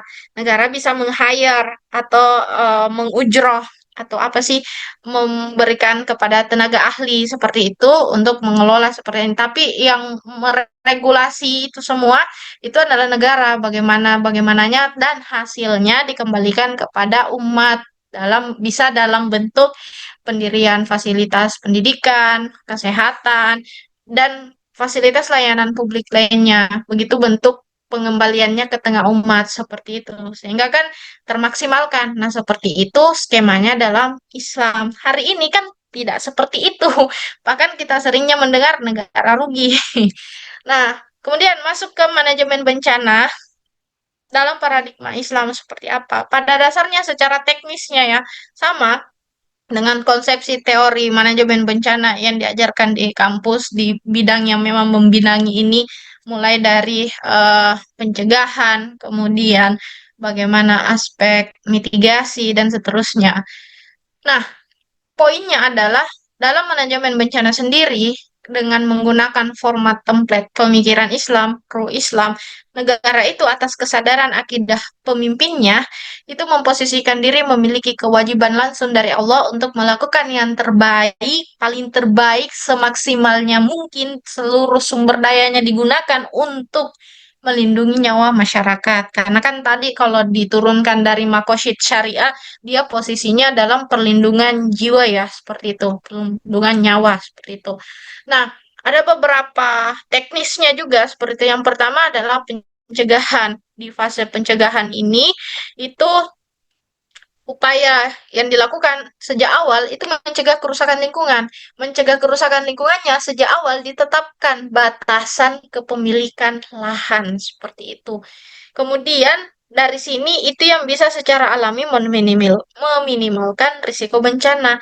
Kenapa? Karena individu itu sekaya-kayanya lagi-lagi tidak punya lahan yang luas untuk mereka kelola. Nah, kalau tidak punya lahan yang luas, tidak mungkin sampai jor-joran dirusak kan, seperti itu, dihabiskan seperti itu. Paling seberapa juga seperti itu. Makanya secara alami konsep Islam sebenarnya makro, sederhana, tapi dampak kebaikannya, hikmahnya di balik itu luar biasa. Kalau saya memikirkan itu ya, merenungkan itu sendiri, sehingga secara alami ini yang meminimalisir risiko bencana. Karena bagaimanapun bencana, khususnya bencana alam itu kan tidak bisa dihindari ya, total seperti itu, tapi bisa diminimalisir. Nah, kalau Imam Al-Mawardi rahimahullah dalam kitab Al-Ahkam As-Sultaniyah, beliau juga menguraikan secara rinci bagaimana tanggung jawab kepala negara atau kalau dalam format negara Islam, khilafah seperti itu, posisi khalifah itu memiliki tanggung jawab dan kewajiban layaknya seorang pemimpin. Di antara tugas utamanya yang ia sebutkan adalah menjaga ketertiban umum dan melindungi wilayah kekuasaannya dari segala bentuk mafsadat atau kerusakan, keburukan, ataupun kejahatan. Pada konteks ini, negara hadir memastikan kawasan lindung atau area konservasi atau kawasan resapan tidak dikonversi sembarangan. Yang dengan proses konversi itu bisa mengubah siklus hidrologi. Kalau siklus hidrologi ya secara alami pada dasarnya air itu hanya mencari ruang hidupnya sendiri lah ceritanya seperti itu. Nah, kalau ruang hidupnya kita rubah, ya jangan salahkan airnya kan. Sama juga dengan hujan, bukan salah hujan ketika terjadi banjir. Tapi salah siapa? Porsi terbesarnya mana? Seperti itu. Siapa yang mengondisikan? Seperti itu. Jadi disinilah juga dibutuhkan peran para ilmuwan. Betul-betul dan hasil riset-riset ilmuwan itu digunakan oleh negara untuk bahan pertimbangan penetapan kebijakannya dalam pengaturan sumber daya lahan seperti itu di samping pelaksanaan hukum syariat lainnya seperti itu. Jadi betul-betul diberdayakan posisi riset-riset ilmuwan itu. Kemudian yang kedua dilakukan mitigasi. Kalau kita berbicara mitigasi secara definisinya itu adalah serangkaian upaya yang dilakukan untuk meminimalisir risiko bencana. Seperti itu ada banyak tahapan kajiannya. Misalkan dikaji potensi bencananya, dikaji bagaimana tingkat keterpaparan penduduk, aspek-aspek sosial lainnya, dan seterusnya. Nah, disitulah dilakukan hingga pada bagaimana penguatan struktur infrastrukturnya. Salah satu ahli fikih, semisal Ibnu Taimiyah rahimahullah dalam kitab As-Siyasah Asy-Syar'iyyah, kitab politik seperti itu, menyatakan bahwa negara wajib mencegah bahaya yang lebih besar dengan kebijakan yang mendahulukan maslahat publik. Kalau kita berkaca pada sejarah pemerintahan Islam, khususnya di era kekhilafahan Abbasiyah, nah di masa ini Baghdad dirancang dengan sistem kanal pengendali banjir dan sistem drainase yang radial, yang adaptif terhadap curah hujan yang tinggi. Sistem hidrologi kotanya itu di mana aliran Sungai Tigris dikelola secara integratif dengan kanal-kanal buatan untuk mencegah banjir. Jadi sejak dulu luar biasa ya ilmuwan dalam masa peradaban Islam itu, dan bagaimana pemimpin itu atas dorongan akidah Islamnya betul-betul memikirkan rakyat dari sisi hajatnya terlindungi, nyawanya juga terlindungi. Seperti itu. Kemudian di Andalusia juga kanal dan bendungan dikembangkan dengan prinsip konservasi air yang melindungi masyarakat dari banjir maupun kekeringan. Akses air diatur secara kolektif oleh negara dengan sistem siasa alma, kebijakan tata kelola air. Kemudian di Turki yang kita tahu beberapa tahun lalu juga pernah gempa besar ya seperti itu. Nah, mungkin di sini ada yang stay di Turki seperti itu, nanti bisa kasih testimoni ya. Seperti itu. Nah, pada masa kekhilafahan Turki Utsmani, Istanbul dengan kondisi geologinya yang memang berada di jalur patahan seperti itu bangunannya sudah dari dulu dirancang dengan timber frame system, sistem yang sifat strukturnya itu fleksibel terhadap guncangan seperti itu. Masjid Sulaiman dan banyak hunian Utsmani itu terbukti mampu bertahan dari gempa besar. Bahkan kalau kita lihat ya, kalau saya sih lihat di TV-TV seperti itu, kayak semacam Hagia Sophia, tekstur atau struktur bangunannya itu kokoh banget gitu loh. Dan itu pada masa kejayaan Islam, sampai hari ini pun masih kokoh. Seperti itu. Itu kan luar biasa ya pada masa itu. Padahal teknologi berkembang pesat semakin ke sini di masa ini loh. Tapi kenapa gitu ya? Kita justru malah terbelakang kaum musliminnya masa sekarang. Ini yang juga menjadi sebuah refleksi sih. Apalagi kita yang mungkin diberi kesempatan oleh Allah di perguruan tinggi ya. Manfaatkan kesempatan itu dan terus lakukan edukasi. Kemudian yang ketiga adalah kesiapsiagaan dan peringatan dini. Pada fase ini, negara menyiapkan masyarakat dengan memberikan edukasi kebencanaan, mekanisme evakuasi, dan juga perangkat peringatan dini atau early warning system seperti itu. Jadi totalitas sih porsi negara atas dorongan akidah Islam yang dipimpin oleh khalifah. Kemudian yang keempat itu dilakukan fase tanggap darurat. Negara dalam posisi ini harus menanggung penuh seluruh kebutuhan korban hingga kembali beraktivitas normal. Kalau masa peradaban Islam, kayak misal bantuan darurat dari Baitul Mal itu diturunkan. Kalau dari kitabnya Syetaki, kitab Al-Amwal fi Daulah Al-Khilafah atau kitab sistem keuangan lah dalam negara khilafah itu dijelaskan bahwa Baitul Mal itu sistem untuk pengelolaan keuangan dalam negara itu wajib mengeluarkan dana tanpa syarat. Tidak ada proposal berlapis yang bikin mumet seperti itu. Kalau terjadi bencana kebutuhannya berapa, orang yang terpapar berapa, langsung seperti itu. Karena persoalan nyawa. Kemudian yang kedua, mobilisasi penuh aparat negara, baik itu dari sisi nakesnya diturunkan, aparat keamanan, dan seterusnya. Pada masa Khalifah Umar, seperti itu ketika terjadi paceklik, beliau menggerakkan seluruh gubernur provinsi untuk menyalurkan logistik ke Madinah pada masa itu. Kemudian dibuka posko-posko darurat. Ini juga dulu sudah dilakukan. Yang keempat adalah evakuasi ke tempat yang aman. Pada masa Utsmani, saat terjadi gempa di Anatoli, evakuasi dan tempat pengungsian disiapkan oleh militer lokal. Kemudian kayak pendataan korban dan juga PSU atau sarana prasarana lah ya, layanan dasar yang terdapat bencana. Kemudian penyediaan kebutuhan hidup menyeluruh. Di masa Umar bin Khattab juga negara mengimpor gandum dari Mesir untuk didistribusikan gratis kepada korban.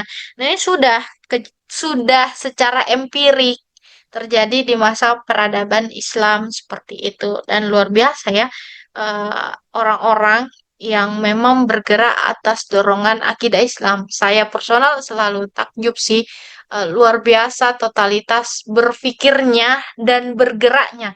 Jadi mereka berpikir untuk bergerak. Beda kan hari ini gerak dulu baru mikir. Makanya banyak orang yang kesakitan jadinya seperti itu. Ya, mungkin ini jadi bahan refleksi bersama juga ya, khususnya untuk saya pribadi. Kemudian di tahap kelima adalah rehabilitasi dan rekonstruksi ya. Proses rehabilitasi dan rekonstruksi ini juga dilakukan oleh khilafah sebagai negara Islam secara cepat, terukur, dan tidak boleh menimbulkan beban kepada masyarakat. Jadi ya memang totalitas negara itu harusnya negara hadir membiayai pembangunan infrastruktur, rumah yang terdampak, serta rangkaian kegiatan lainnya dan upaya memulihkan wilayah yang mengalami bencana. Teman-teman bisa carilah bukti sejarahnya terkait ini.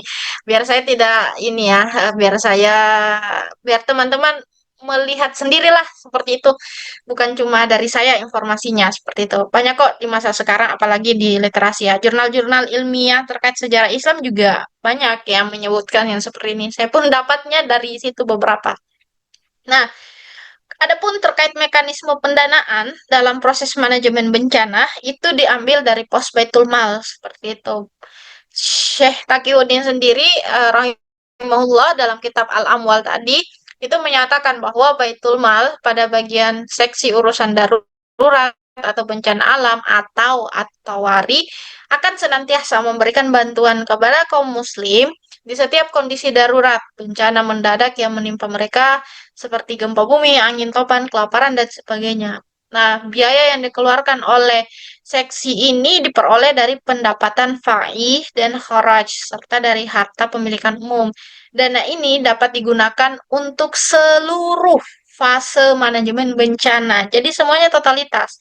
Dari pengkajian risiko dan seterusnya, kalau memang dibutuhkan pemetaan data skala kecil, itu akan didanai secara jor-joran dengan dasar bahwa menyelamatkan nyawa manusia itu bagian dari akidah. Karena kan perintah Allah ya, dalam Quran surah Al-Maidah ayat 32 bahwa menjaga satu eh, nyawa manusia itu setara dengan menjaga seluruh nyawa manusia. Tapi kalau tidak menjaga nyawanya ya setara juga dengan dosanya. Nah, ketika dana tidak mencukupi, negara dapat melakukan pemungutan pajak atau doribah dari warga kaya sebagaimana mekanisme pendanaan darurat itu sendiri. Jadi, di sini kita juga bisa lihat ya, ternyata pajak dalam negara Islam itu sifatnya opsional, bukan sebagai poros pemasukan negara. Beda kan dibanding dengan masa sekarang apa-apa serba dipajak karena pajak adalah tumpuannya sumber perekonomian selain utang luar negeri. Sementara dalam skema negara Islam atau khilafah seperti itu, pemungutannya itu hanya opsional. Pilihan, kalau memang dalam situasi darurat, kas negara kosong, ya dari situ juga di satu sisi juga membuka peluang bagi para agnia, bagi para pengusaha, para saudagar, para orang-orang kaya untuk memberikan sumbangan seperti itu. Itu sah-sah saja.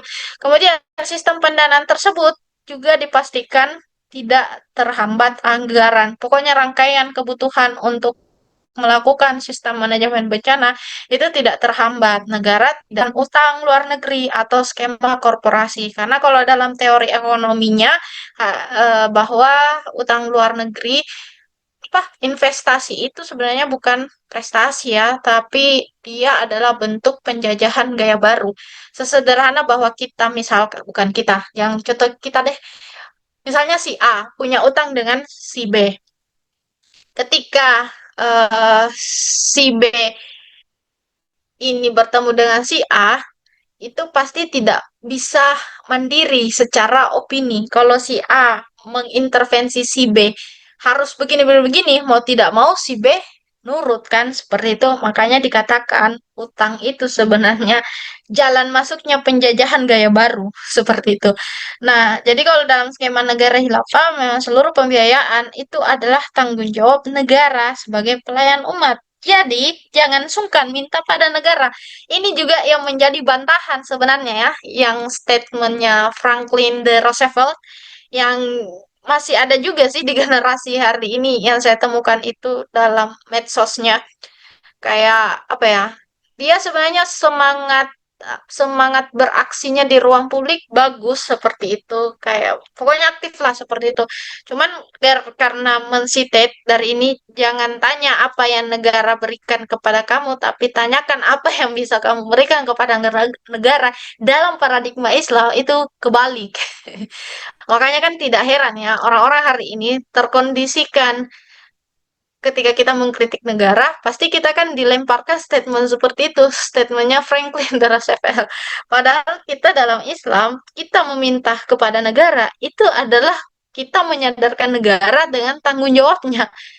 Sesederhana ketika kita sebagai anak kepada orang tua meminta hak kita sebagai anak. Begitupun ketika kita kepada negara, individu kepada negara, masyarakat kepada negara, itu haknya yang diminta. Di samping juga kewajiban langsung dari Allah untuk mengoreksi. Karena kan al-afdal jihad, sebaik seutama-utamanya jihad ya mengoreksi kezaliman penguasa seperti itu. Jadi ini juga yang perlu kita luruskan ya paradigma ini jangan sampai juga kita terjebak dalam paradigmanya Franklin D. Roosevelt seperti itu. Ini kan dari barat ya, seperti itu. Sementara dalam Islam kita bisa kok menuntut apapun kepada negara karena itu tanggung jawab negara. Justru kita sebagai individu jangan jor-joran membantu negara yang tidak tahu diri ini. Makanya kita tetap bergerak individu, jor-joran, melakukan aktivitas-aktivitas sosial dan seterusnya itu bagus, insya Allah berpahala. Tapi pastikan kita juga clear menentukan batasan. Jangan sampai negara terlena seperti itu. Makanya di samping melakukan aktivitas-aktivitas sosial itu tetap lakukan koreksi kepada negara supaya negara sadar tanggung jawabnya meriayah, melayani umat masyarakat seperti itu.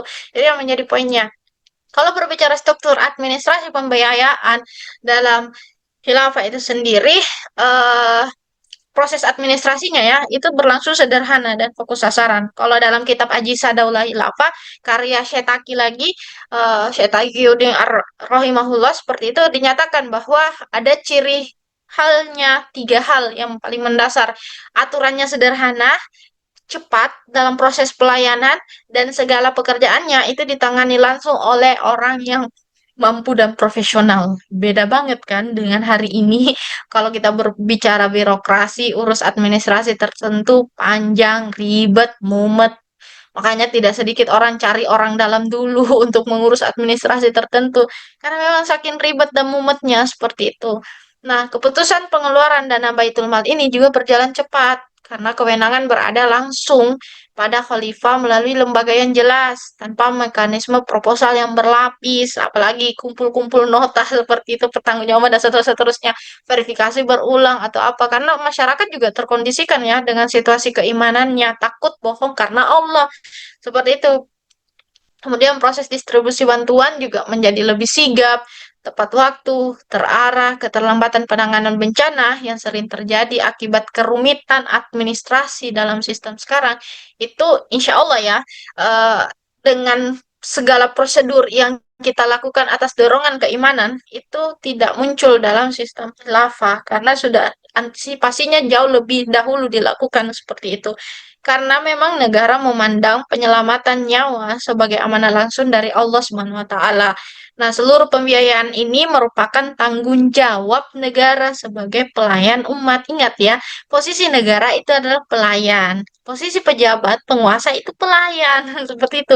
Jangan sampai kita bertunduk-tunduk, bersujud-sujud seperti itu. Ya jangan, itu kan pelayan kita seperti itu. Siapa suruh kan mau berkuasa, ya harus siap melayani kita seperti itu.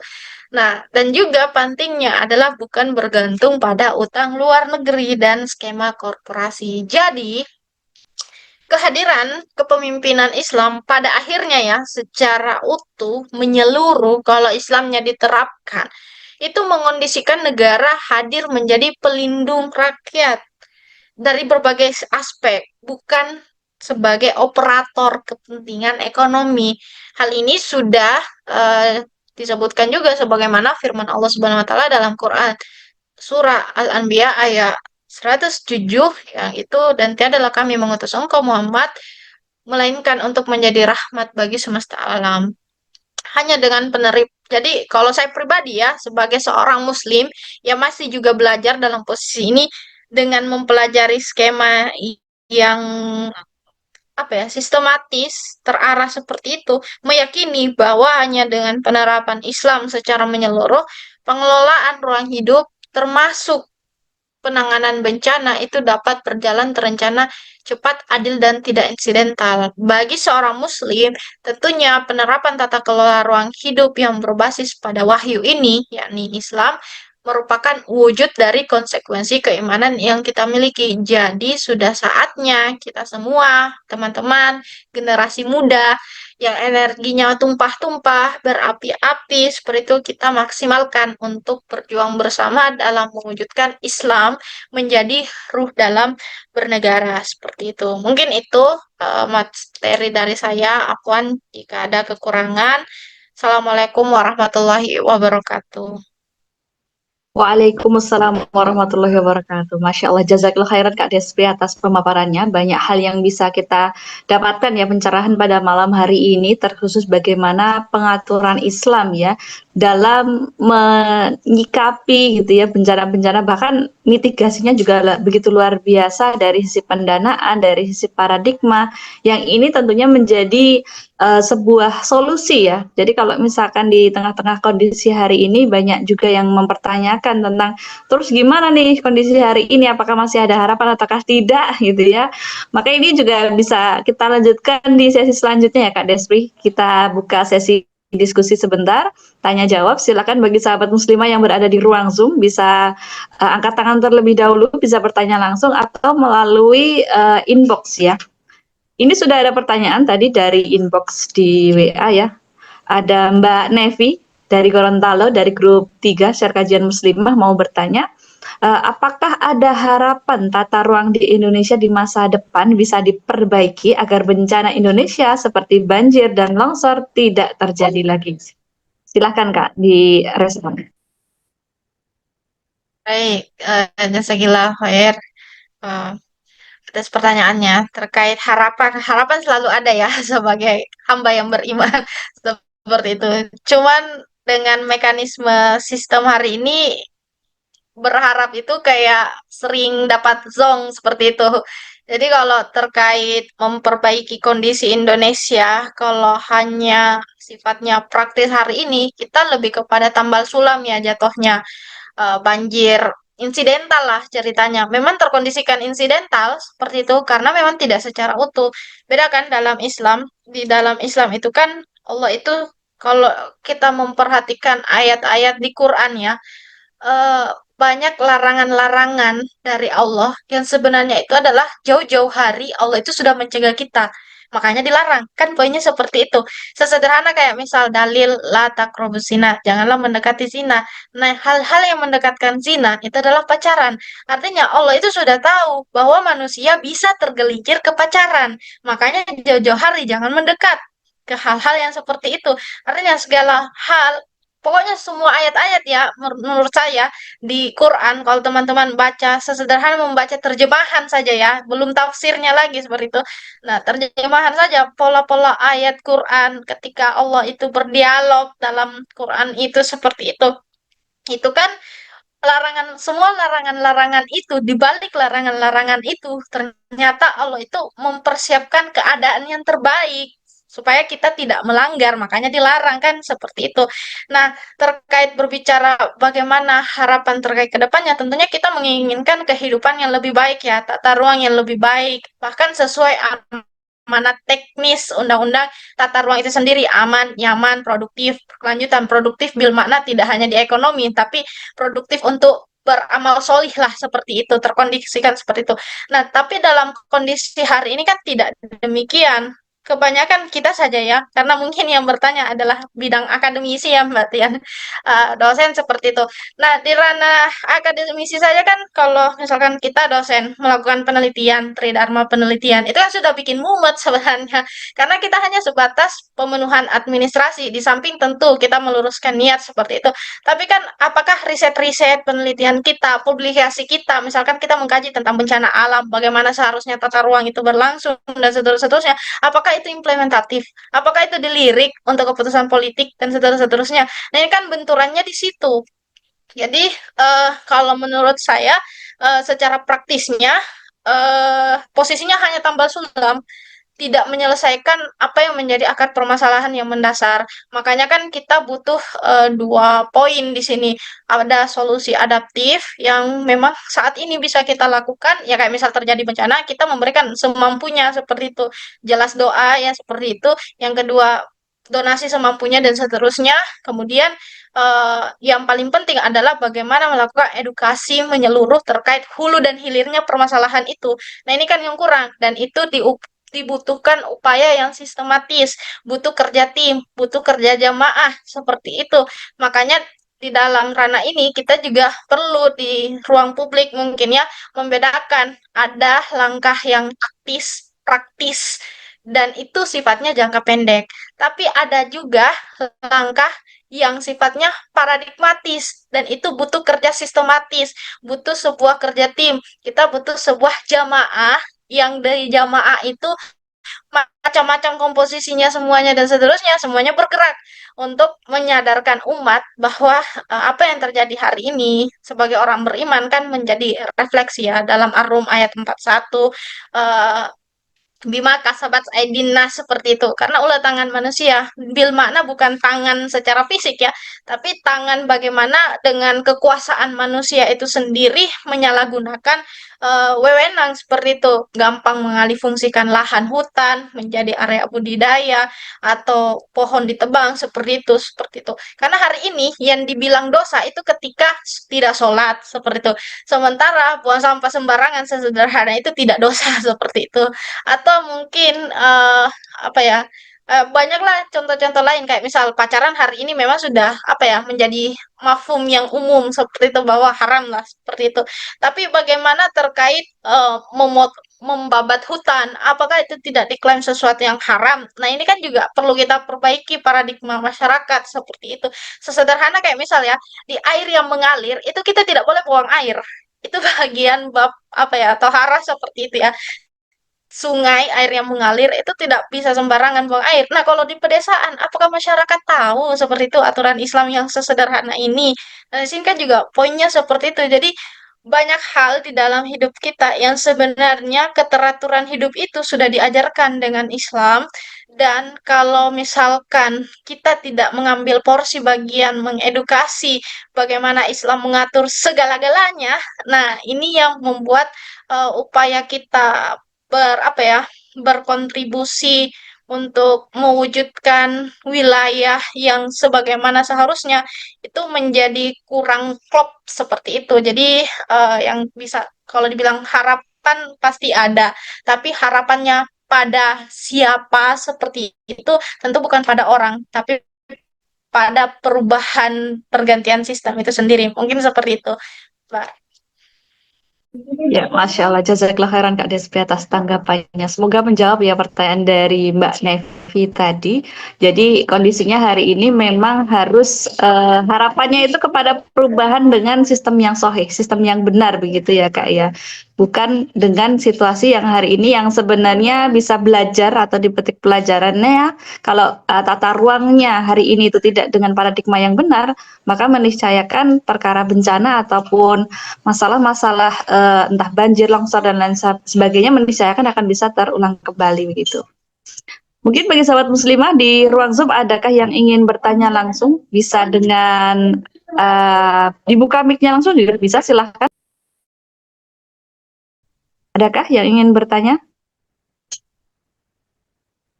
Nah, ini Kak Desbi ada yang bertanya lagi via chat ya. Dari Kak Mutiara Amalia. dari Aceh ya. Dari grup kelima share kajian muslimah bertanya tentang melihat kondisi bencana yang melanda beberapa daerah saat ini, bagaimana kita menjelaskan pada masyarakat yang bertanya apakah ini ujian, teguran, atau murka dari Allah? Silakan Kak. Ya, yang pertama tentunya bagi yang terdampak pasti ini ujian seperti itu. Ujian untuk menjadi muhasabah seperti itu. Juga sebenarnya apapun yang terjadi di dalam hidup kita, kita kan semuanya pada dasarnya diminta merenung ya. Banyak merenung seperti itu dan seterusnya. Kalau saya pribadi jangan fokus terjebak pada ini azab murka atau apa seperti itu, tapi apa yang bisa kita renungkan dan apa yang bisa kita hasilkan dari hasil renungan itu sebuah pergerakan seperti itu. Karena takutnya kita terjebak dalam diskusi-diskusi yang tidak produktif. Apakah ini murka, apakah ini azab. Jadi kayak orang itu tekanan psikologisnya sudah berat seperti itu. Ketika terporsir energinya mendiskusikan ini definisinya azab atau apa seperti itu. Kayak seluruh energi kita cukup di situ. Padahal masih banyak hal-hal yang perlu kita lakukan seperti itu. Jadi kalau bagi saya personal, kita fokus pada hal-hal yang bisa apa yang bisa kita renungkan, apa yang salah dari ini semua, dan apa yang harus kita lakukan. Mungkin seperti itu ya Mbak Tian. Takutnya kalau kita berbicara ini azab, teguran, ujian, apa dan seterusnya, takutnya sebentar ini malah justru membuat umat juga terpecah belah kan jadinya. Yang awalnya kita ingin mempersatukan umat, menuju satu frekuensi pemahaman seperti apa, jatuhnya jadi bias lagi seperti itu karena ya belum lagi membahas definisi azabnya, yang perbedaan fikihnya lah di situ. Nah, itu kan banyak situ pembahasannya. Jadi fokus pada apa yang bisa kita renungkan, pembelajarannya bagaimana, dan apa yang harus kita lakukan. Next step-nya seperti itu. Iya, Masya Allah, jazakallah khairan Kak Despi. Ya tentunya memang bisa dipetik pelajaran tadi begitu besar ya Kak Despi ya. Dari apa yang terjadi.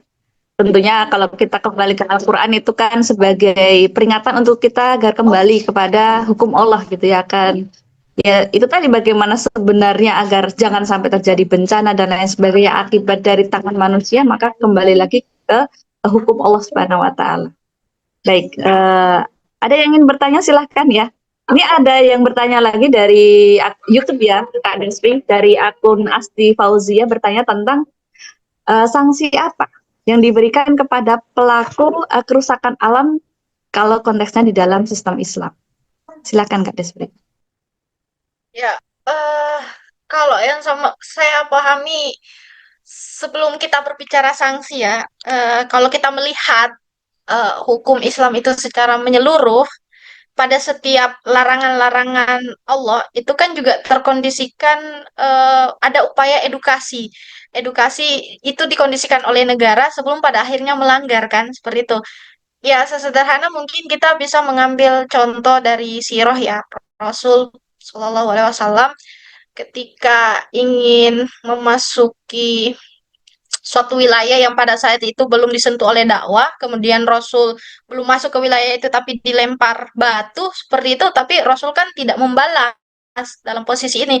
Dengan catatan tidak membalasnya karena memahami masyarakatnya belum terpahamkan oleh Islam.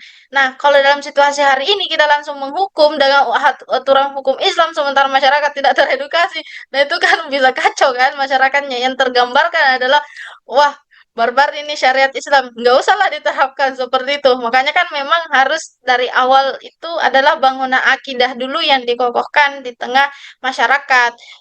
Sebelum terlalu jauh kita berbicara sanksi kerusakan lingkungan, yang pasti kita tidak berbicara dalam konteks hari ini ya terkait sanksinya, karena beda konteks, nggak mix and match gitu loh antara template Islam dengan template kapitalisme. Karena kalau dalam template Islam, misalkan pun terjadi kerusakan lingkungan, itu tidak dalam skala yang besar-besaran. Kenapa? Karena sudah ada batasan dulu terkait hak kepemilikan, hak pembatasan lahan, mana yang bisa dikelola individu, mana yang bisa dikelola oleh umum dan itu yang mengelolanya negara dan mana kepemilikan negara, sehingga dengan batasan ini yang menjadi rem bagi individu itu menguasai lahan sebanyak-banyaknya. Nah, dari sini kan itu terkondisikan sebenarnya bagaimana individunya.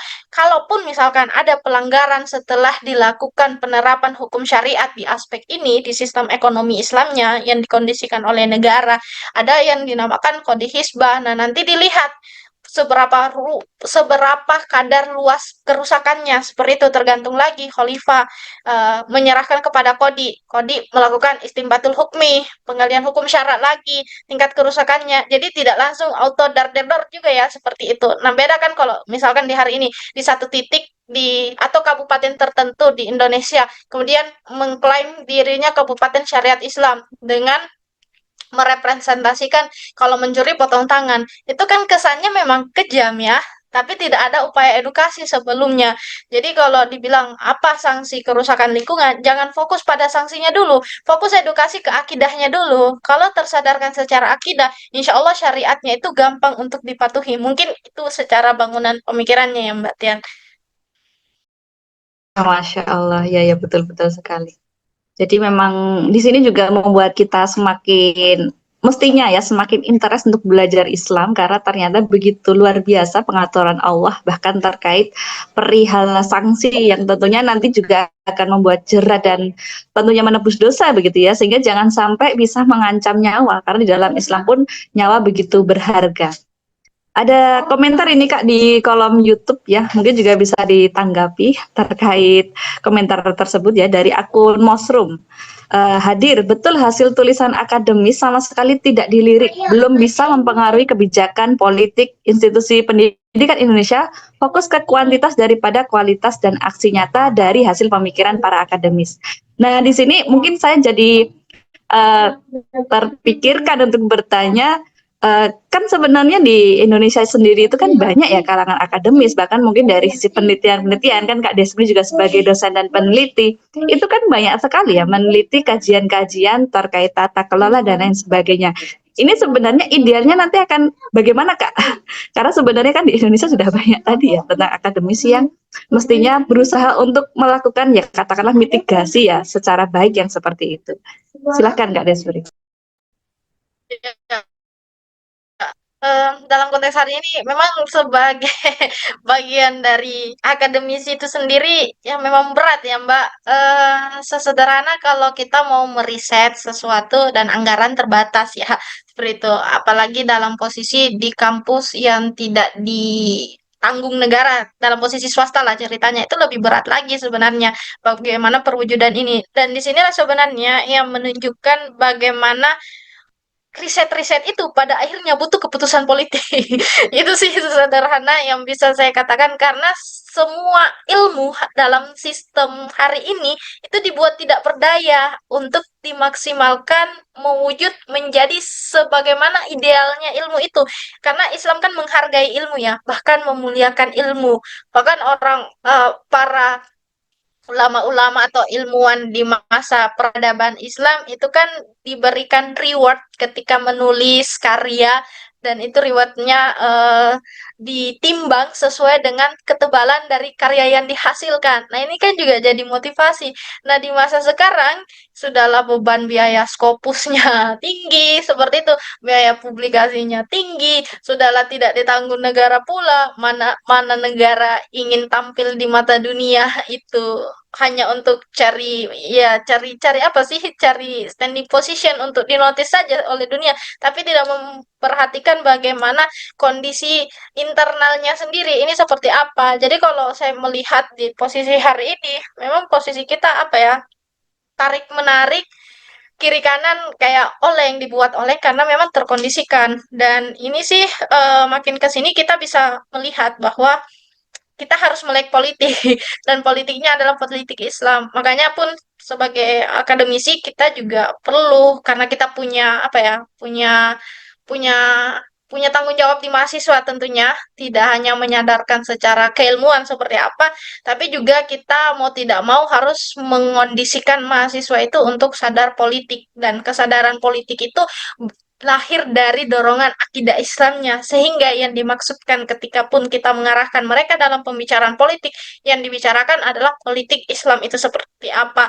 Jadi kalau secara definisi sendiri kan beda ya, politik dalam Islam itu bagaimana. Nah kalau secara fikihnya kan politik dalam Islam riayah syu'unil ummah, pengaturan dan pemeliharaan urusan umat. Jadi tidak dalam konteks kekuasaan atau people power seperti itu, seperti yang hari ini.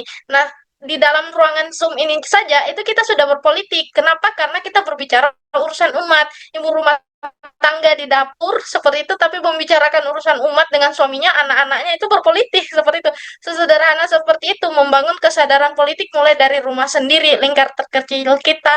Kenapa ya seperti ini? Nah, makanya ini yang menjadi next step-nya kita bagi ilmuwan yang sudah menyadari bahwa produk-produk keilmuan kita itu tidak berdaya dalam kondisi hari ini, ya memang karena situasi iklim politik yang tidak mendukung di titik itu. Dan ya memang karena dasarnya sesuatu yang rusak ya, jadi serba menjalar kerusakan itu. Mungkin seperti itu. Mungkin ada satu sesi khusus ya bahas sistem politik, kenapa mengondisikan seperti itu. Tapi pada dasarnya kurang lebih seperti itu, Mbak. Ya menarik sih memang ini kalau kita membincangkan tentang akademisi, kemudian keilmuan gitu ya. Mungkin suatu saat bisa dibahas di lain kesempatan begitu ya Kak ya. Baik, Kak, ada satu pertanyaan lagi nih yang masuk ya tadi dari Mbak Fitri terkait bagaimana konflik kepentingan antara keamanan ruang dan keuntungan ekonomi dalam sistem kapitalisme berkontribusi terhadap meningkatnya kerentanan bencana di Sumatera dan mengapa pelanggaran tata ruang sering tidak ditindaklanjuti meskipun jelas melanggar ketentuan hukum. Silakan, Kak.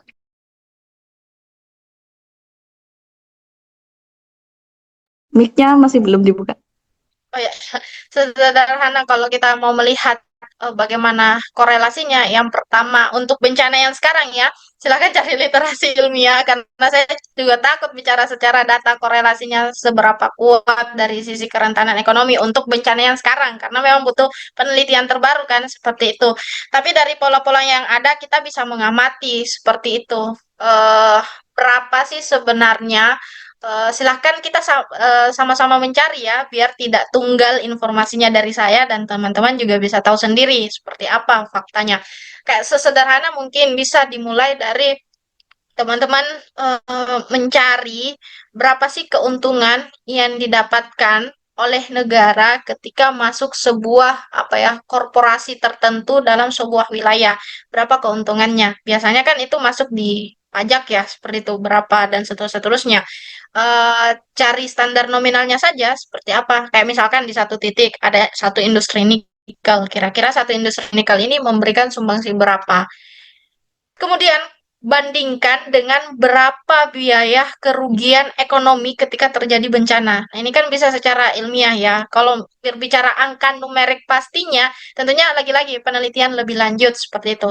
Kemudian untuk pertanyaan yang kedua, eh, kenapa pelanggaran tata ruang hari ini itu tidak ditindaklanjuti? Karena yang melanggar adalah yang berkuasa. Ya susah kan kita bisa tahu karena hukum hari ini tumpul ke atas tajam ke bawah. Ya gimana dong, yang berkuasa justru adalah orang-orang yang mendanai kontestasi politik kemarin juga.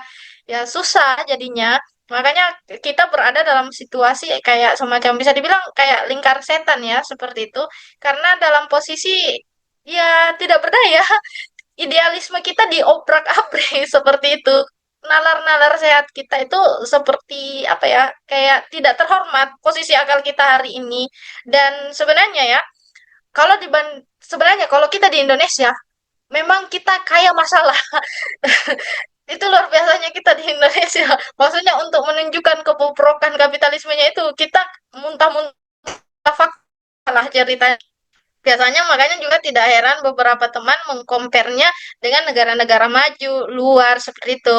Nah, di sini juga saya ingin menekankan, coba teman-teman cek data dari kondisi sosial di negara-negara maju itu. Bisa jadi memang tidak banjir, tidak longsor, atau mungkin kalau bencana secara tepat, atau katakanlah kemarin yang bencana cuaca di Amerika yang luar membakar satu kota seperti itu di California dan itu korban jiwanya tidak banyak ketika terjadi bencana di Indonesia seperti itu. Dari situ kita apresiasi bagaimana model mitigasinya, tanggap daruratnya itu luar biasa.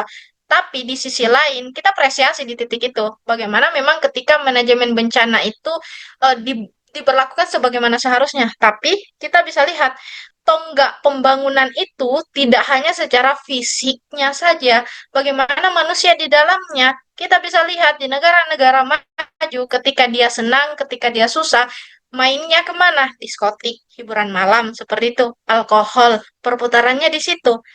Makanya permasalahan mereka itu berputar pada ranah sosialnya. Ya teman-teman mungkin ada yang pernah menonton kayak drama-drama kayak Korea seperti itu atau Dracin atau apalah seperti itu.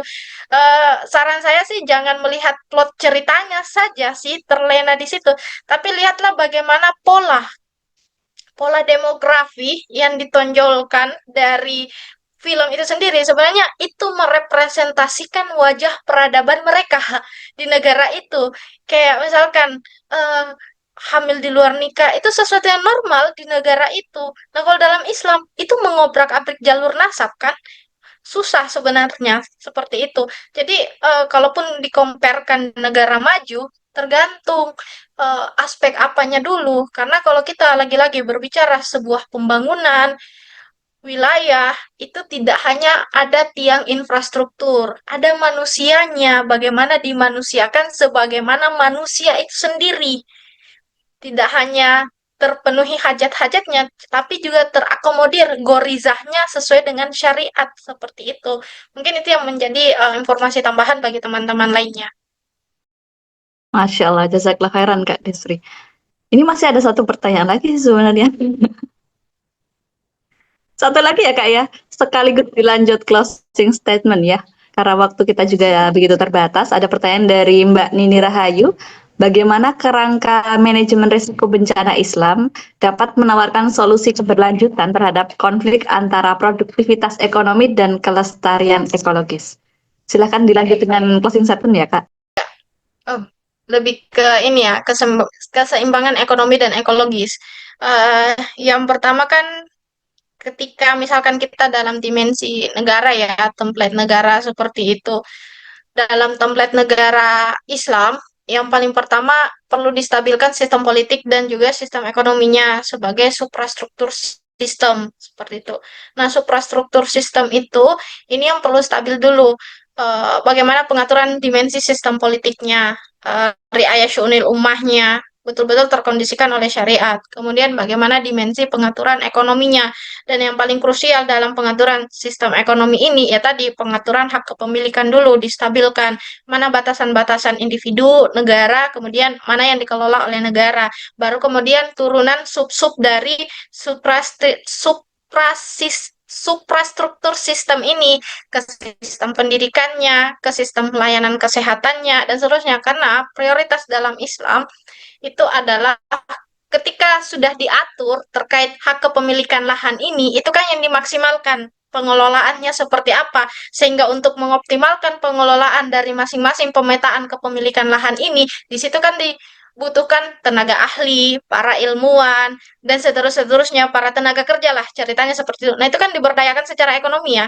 Bahkan kalau misalkan surplus seperti itu, kalau memang mau diekspor sesuai dengan ketentuan syariat seperti itu, batasan dan seterusnya, itu silakan saja. Kalau memang itu menambah pendapatan masuk negara, selama memang tidak melanggar ketentuan syariah, dengan potret yang seperti ini sebenarnya itu sudah terkondisikan ya seperti apa dan keuntungan bagi negara dari pendapatan dari hasil optimalisasi dari penerapan sistem ekonomi Islam ini itu yang diturunkan bagaimana perwujudan di aspek dari sisi kesehatannya, keamanan masyarakat, kemudian layanan pendidikan. Karena kan ketika kita berbicara bagaimana meriayah individu, masyarakat, maka kita berbicara juga apa saja yang dibutuhkan dalam sebuah negara seperti itu. Dalam sebuah negara itu sendiri, maka yang dibutuhkan individu ataupun masyarakat. Kalau individunya kan adalah yang dibutuhkan sandang, pangan, papan. Negara hadir mengondisikan. Sesederhana kayak misalkan sandang, pangan, papan. Tentu negara harus menjamin setiap kepala keluarga itu diberikan pekerjaan yang layak. ruang pekerjaan, tidak sebatas kayak semisal sekarang ya, diberikan bansos, kemiskinannya itu dipelihara loh seperti itu. Kalau kita amati polanya ya hari ini seolah-olah masyarakat itu dibuat bergantung sama pelaku politik hari ini supaya nanti dipilih lagi seperti itu. Itu kalau kita kritisi sebenarnya polanya yang berlangsung seperti itu karena kemiskinan memang dipelihara untuk suksesi suara pada akhirnya seperti itu. Nah, kalau dalam Islam kan tidak seperti itu. Jadi negara memang betul-betul hadir bagaimana memastikan individu per individu itu terpenuhi layanan kebutuhan mendasarnya sandang, pangan, papan. Kemudian dalam dimensi kolektifnya masyarakat terkait pendidikan, kesehatan, dan juga keamanan, ini yang nantinya juga dikondisikan oleh negara melalui hasil dari optimalisasi pemanfaatan sumber daya alam yang sumber daya alam ini sudah clear pemetaan kepemilikannya seperti apa. Mungkin seperti itu gambaran utuhnya. Jadi mungkin kalau misalkan kita berada dalam dimensi pemikiran hari ini, kita memang wajar ketika berpemikiran bagaimana diseimbangkan ekonomi dan ekologi karena pasti akan timpang seperti itu karena kalau di satu sisi juga kita butuh lingkungan itu dikelola dan seterusnya. Tapi sebelum jauh hari lingkungan dikelola, kita harus clear dulu pemetaan pemilikannya seperti apa. Dia siapa yang pengolah tunggalnya, siapa yang menjadi aktornya, siapa yang dipekerjakan. Sederet tuntutan syariat lah di titik itu. Kalaupun pada dasarnya terjadi kerusakan alam, itu bisa dilihat. Karena begini, dalam Islam itu kan tidak anti tambang ya. Ini juga menjadi informasi tambahan bagi teman-teman. Jadi bukan berarti kita ketika mengoreksi tambang kita lantas apa ya mengadopsi juga pemikiran kiri kalau kita anti tambang, back to nature dan seterusnya. Padahal dalam Islam tidak ada masa memang kita butuh tambang seperti itu menambang. Tapi disinilah justru peran para ilmuwan bagaimana memaksimalkan lahan tambang agar tetap sesuai dengan ambang batas lingkungannya.